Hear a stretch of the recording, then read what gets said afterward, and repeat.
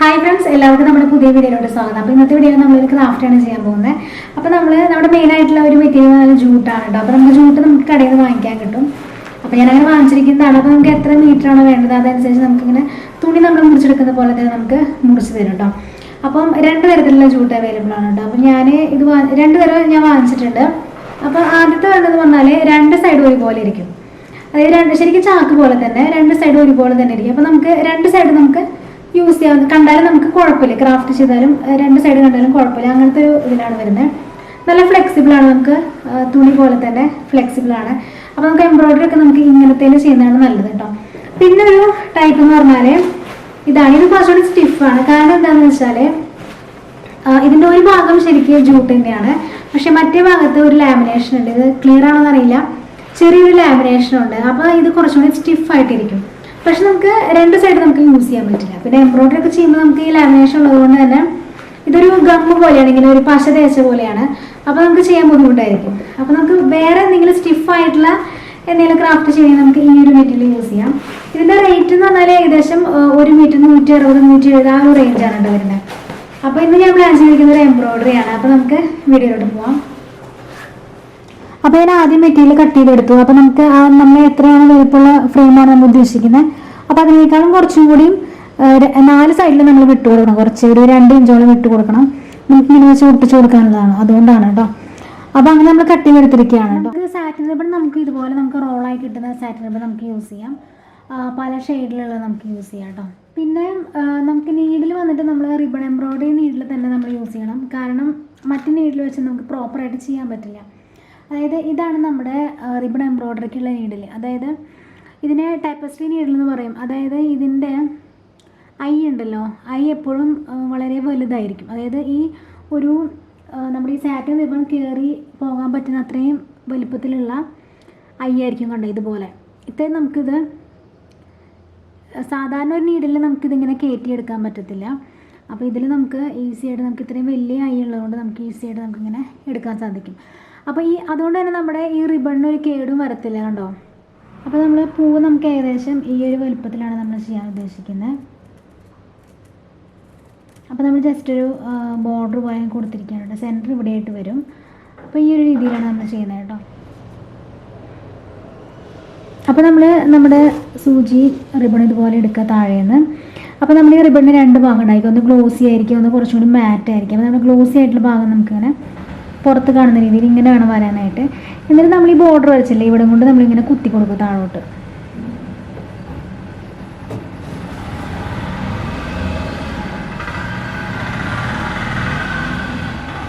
ഒരുപാട് വലിച്ചെടുക്കരുത്. നമ്മൾ ചെറിയൊരു ഗ്യാപ്പ് പോലെ ഇങ്ങനെ ഒന്നിങ്ങനെ പൊങ്ങിയിരിക്കണം. ആ ഒരു രീതിയിൽ നമ്മൾ ചെയ്ത് കൊടുക്കുക. അത്രേ ഉള്ളൂ.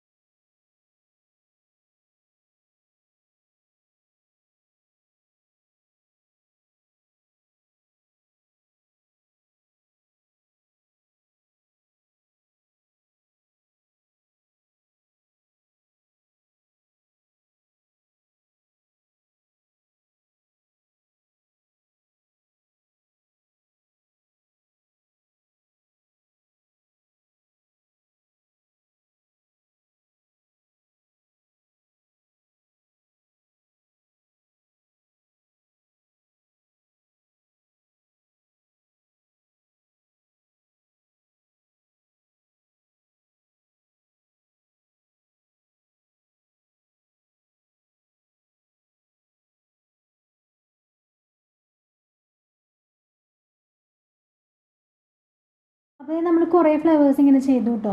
നമ്മളിങ്ങനെ ഇടയിൽ ഗ്യാപ്പൊക്കെ ഉള്ളതൊക്കെ ഫില്ല് ചെയ്ത് വന്നു. പിന്നെ നമ്മൾ ചെറിയ ചെറിയ ഗ്യാപ്പൊക്കെ നമ്മൾ ഫ്രഞ്ച് നോട്ട്സ് വെച്ചിട്ടാണ്. ഇവിടെയൊക്കെ നമ്മൾ ഫ്രഞ്ച് നോട്ടാണ് വെച്ചിരിക്കുന്നത്. കണ്ടോ, ഇവിടെയൊക്കെ ഫ്രഞ്ച് നോട്ടാണ് ചെയ്തിരിക്കുന്നത് കേട്ടോ. അപ്പോൾ അങ്ങനെ നമ്മൾ കുറേയൊക്കെ നമ്മൾ ഫില്ല് ചെയ്ത് കഴിഞ്ഞിട്ടുണ്ട്. ഇനി നമുക്ക് ഫ്ലവർ വേസിൻ്റെ ഭാഗം ചെയ്യാനുണ്ട്. അപ്പോൾ ഇതിൻ്റെ താഴെയായിട്ട് നമുക്കൊന്ന് ഫില്ല് ചെയ്ത് വരാം.